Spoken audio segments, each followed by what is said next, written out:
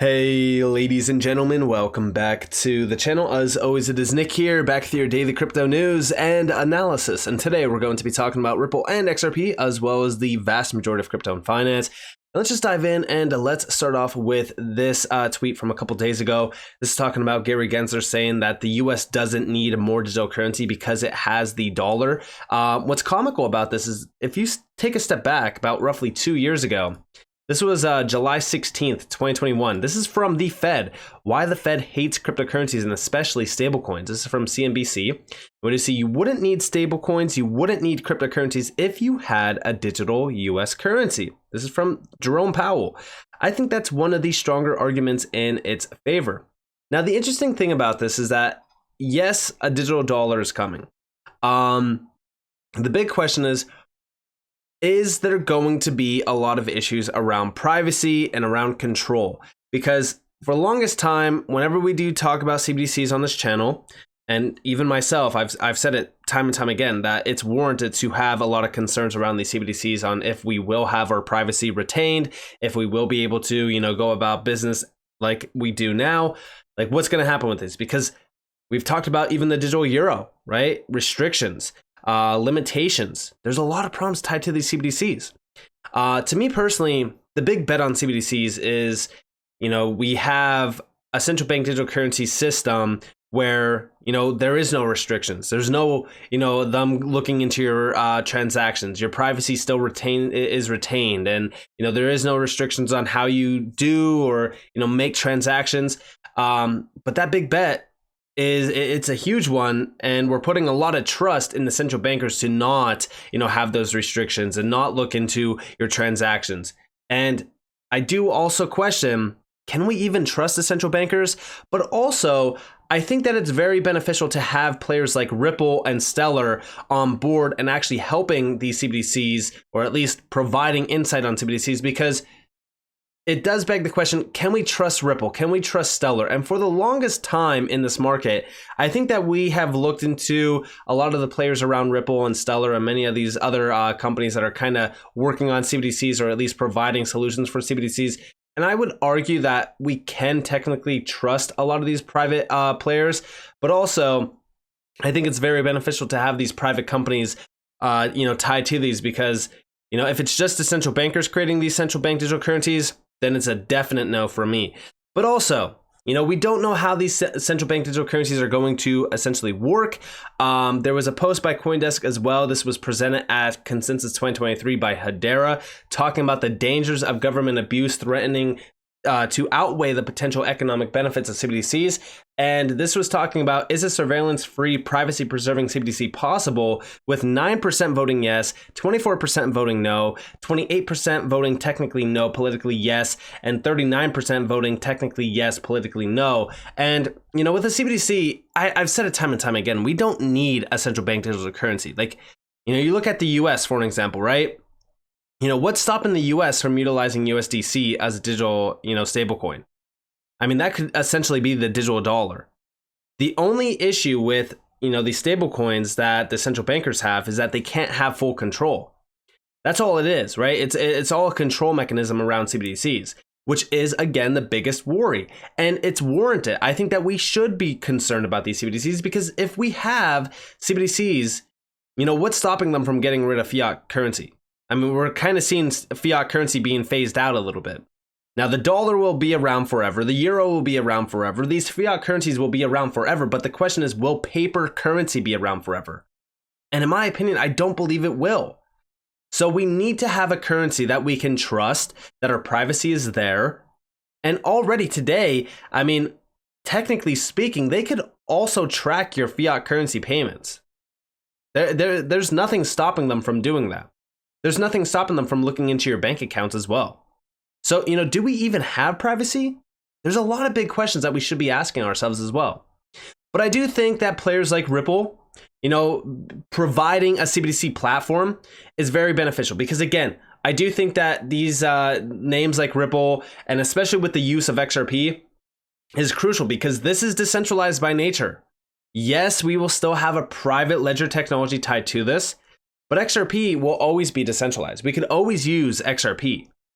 And we do see here from David Schwartz talking about CBDCs. The CBDC platform has the ability to interact with XRP Ledger and use XRP as a bridge currency for cross-currency and cross-border payments, which I think is one of the biggest use cases out there, especially around any digital currency. Is it the only use case for XRP? Is it the only thing that will provide value for XRP? Absolutely not. And honestly, as we look at on-demand liquidity as well, is that going to generate a ton of value for XRP? Technically, no. But what we can see with on-demand liquidity is it being a floor for XRP. Very similar to what we've been seeing around now with XRP ranging above 50 cents or so. Even on the last major dip in this market, XRP really didn't shake all that much.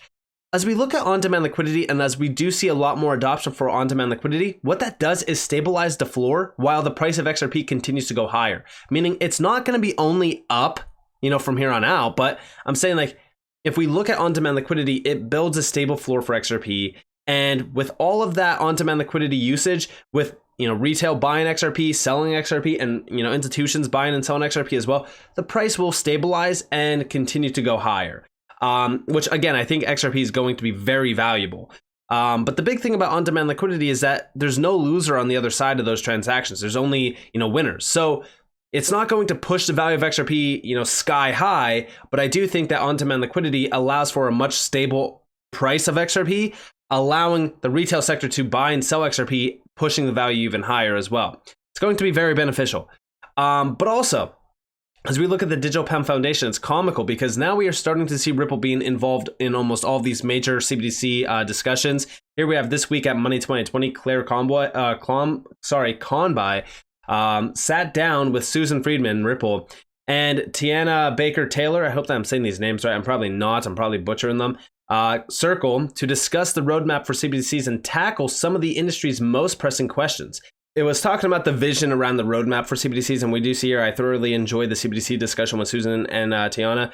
It's always good to listen to varying views, and it was encouraging that we all agreed that we are on a long journey with still lots of questions and challenges to explore and overcome. Public trust, confidence, and education are of particular importance, and these need to go hand in hand with CBDC explorations as they continue to evolve. And although I do think that some of these CBDCs are still years and years away, I think that it's very beneficial to talk about where we are headed and discuss these ideas and concerns, because again, the future of finance and the future of what you will be utilizing as a payment source is crucial, and it's very important to understand where we are headed as well. Most people actually don't even know what a central bank digital currency is. I've mentioned it many times around groups of friends, groups of people, and they're like, central bank digital currency, what the hell is that? A lot of people are still in the dark on central bank digital currencies, and it's kind of comical because we've been talking about them for years now. But also over here, the reason why these valuations, because I mentioned this in a video, I want to say going back a couple months now, and I seen somebody comment on the video. They were like, $213 billion doesn't seem like a lot of money, because this is from a Juniper research that's estimating the global value of CBDCs to grow dramatically from 100 million today to about 213 billion by 2030. And a lot of people were kind of confused. They were like, well, that doesn't seem like a lot of money. The thing is that CBDCs are going to be slow at first to adopt, because again, a lot of people are just going to, they're not going to be able to trust CBDCs. To me, I'm just like XRP Crypto Wolf down here. Like Ripple and XRP Ledger CBDCs are the only ones I'll be able to trust. And it is true. It really is true, because having these private players and these private actors tied to these is crucial, I think. Because if it's just the central bankers, creating their CBDCs and their CBDC platforms, it's going to be all out chaos. It's going to be all full control, limitations, restrictions. It's going to be a big problem. With Ripple, I think that Ripple is on board with the people. I really do. I mean, that's me putting a lot of confidence and trust behind Ripple, and I know that could very well backfire on me. But I do think that these private players are here for the people. I think that they are here to, create solutions like, for an example, the CBDC platform. And I do think that XRP will be involved in it as well. I've talked about this many times. But I do think that these valuations are very low, because at first it's going to be hard to adopt. It's also going to be, hard to push these at first. And it's also still a long way away, because, there's a lot of research that has to go into this, a lot of technical development. We're still years away from major CBDCs to, be issued out. But I do think that they are happening in real time. I mean, 90% of the world is pushing for CBDCs. So, I do think that over the next couple of years, maybe even the next decade, we're going to see a major evolution of our financial system as well as our financial tools. And then also over here, so I seen them quote this. This is like an article talking about central bank digital currencies and the future of CBDCs. It's from James Wallace again. Within this, we already know that Ripple is playing a role in a lot of CBDCs already. For an example, in Brazil, the central bank is ready and plans to launch a CBDC in 2024. Central Bank of Montenegro recently announced a pilot project for a CBDC with Ripple. The Bank of England seems to be moving forward with the work on the digital pound, as evidenced by job postings with the CBDC-related titles posted on the bank's website. In a recent speech by Sir John Cunliffe, he noted that the Bank of England is well advanced in the build and implementation of a new central bank real-time payment system, RTGS, the central rail of the current UK payments infrastructure, which, by the way, from a lot of documents that I've been finding with PDFs, the RTGS system of England, or I should say the UK, Ripple's tied to a lot of those documents. I do believe that Ripple is playing a vital role in CBDCs within the UK as well with the Digital Pound Foundation. I know it's a think tank organization, but they are, a very large key player in that, I believe. But then also they do mention the UMU, which is the Universal Monetary Unit. This is from the IMF, I believe, but this is the Digital Currency Monetary Authority. Then also the EU Parliament recently endorsed the first EU rules to trace crypto asset transfers, prevent money laundering, as well as the common rules on supervision and consumer protection. The new rules provide a uniform legal framework for crypto assets markets in the EU. So as we really kind of look here, yeah, I do think that the future of currency definitely is digital.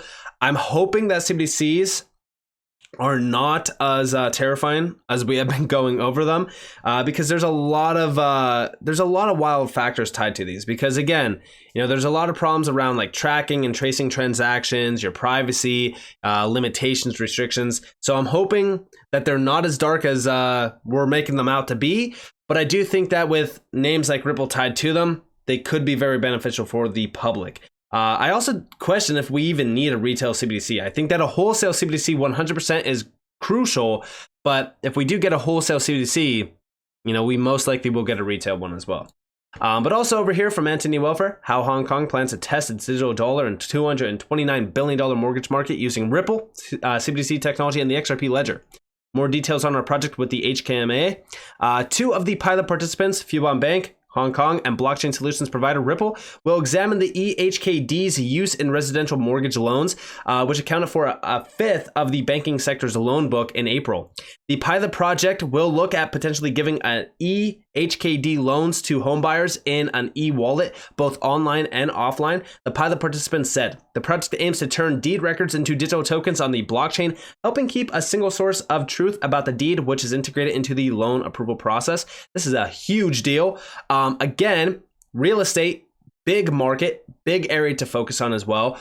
I think that this is great, and it does provide you a little bit of an insight on just how many use cases could be created around this type of technology, especially with the XRP ledger. Like I said, the XRP ledger and XRP are almost tied to almost all of what Ripple is trying to do with these blockchain initiatives. I think that this is huge. Kind of builds on the idea of tokenization, digitization as well. I think this is a huge innovation.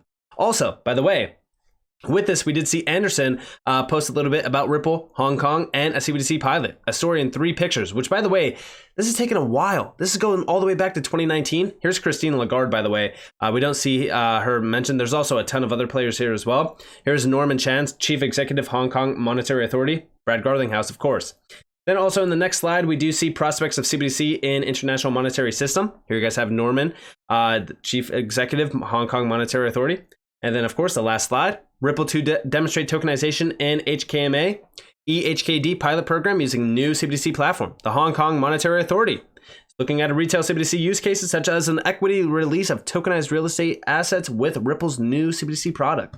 It's a huge innovation. Like I said, global real estate, it's a market that's worth $300 trillion. I believe that that will all be on the blockchain at some point in time. I do think that these players, these main players like Ripple or even Hedera's big on real estate. There's a few other ones as well, but I do think that there's going to be a lot of money trickling into this market over the next couple years. It's definitely something to watch for. And then also, I did see Ripple change their CBDC solutions tab. So if you go to their website and go under solutions to cross-border digital currencies, this never used to include CBDCs and stablecoins. It was just central bank digital currencies. And here we have accelerate payments and reduce cost. The future of money is digital. No brainer there. Ripple's central bank digital currency platform offers a comprehensive platform for minting, managing, transacting, and destroying CBDCs and stablecoins. This is all built upon a private ledger based on the XRP ledger. And yeah, I think that this is something pretty interesting that they changed this. I just wanted to kind of go over that real quick because the future is digital. I do think that we will have a system that needs to fully bridge almost all of these instruments around financial technology, meaning CBDCs, stablecoins, digital assets themselves, tokenized valuations, meaning, you know, when we talk about these new digital tokens around deed records and even, you know, you name it, like anything can be tokenized to value. So if you think about that, those need to be transacted, those need to be settled, and what better way to bridge all of those than utilizing XRP? It's a huge deal. So as we really kind of look at what's happening here, there's a lot going on within the XRP ledger ecosystem around what Ripple's doing and expanding on with stablecoins, CBDCs, tokenized assets. This is such a huge area of interest. I do think that over the next couple years, the tone is going to change drastically around crypto. For the longest time, we see these articles. I wanted to include this article because it's kind of comical when we talk about, you know, these players like Jerome Powell or even Gary Gensler, like all of these discussions around how, you know, they don't need crypto, they don't need this, they don't need that. At the end of the day, these infrastructures around digital currencies, first off, like Gary Gensler is an absolute clown when he mentions this. You know, there is digital currencies, there's digital payments, we know that. But it's extremely flawed. You know, when you swipe your debit card, that transaction doesn't settle immediately. When you swipe your credit card, again, that transaction doesn't settle immediately. When you use Venmo, Cash App, any of those, you know, digital apps around payments, even PayPal, those transactions don't settle instantly. So there's a lot of problems here. There's a lot of misconception. But again, for a normie, most people will see this and say, yeah, he's right. We don't need crypto. We don't need any more, you know, digital currencies. We don't need any more currencies. What's the use of it? And the same thing with like Jerome Powell's statement here. You know, we wouldn't need stablecoins. We wouldn't need cryptocurrencies if you had a digital US currency. The question here is, how is that going to settle with all of these other currencies outside of the US? How is that going to, you know, settle with all of these other, you know, we'll say financial instruments, right? It's not. You need crypto and you need DLT rails, and all of the PDF files around a US CBDC include DLT, include blockchain technology. So again, these are the ways that they manipulate the general public. Every single one of these initiatives, when we talk about CBDCs, when we talk about stablecoins, we talk about the future of tokenization. Tokenization is still here. It's a big topic. And almost every single major player around the financial system is talking about tokenization. You know why? Because of the overall efficiencies tied to it. All of this requires blockchain technology, DLT. So with that being said, I hope that you guys enjoyed this video. If you guys did, definitely leave a like, subscribe, turn notifications on because of more free content. You guys are more than welcome to follow me on Twitter and join the free Discord down in the description below.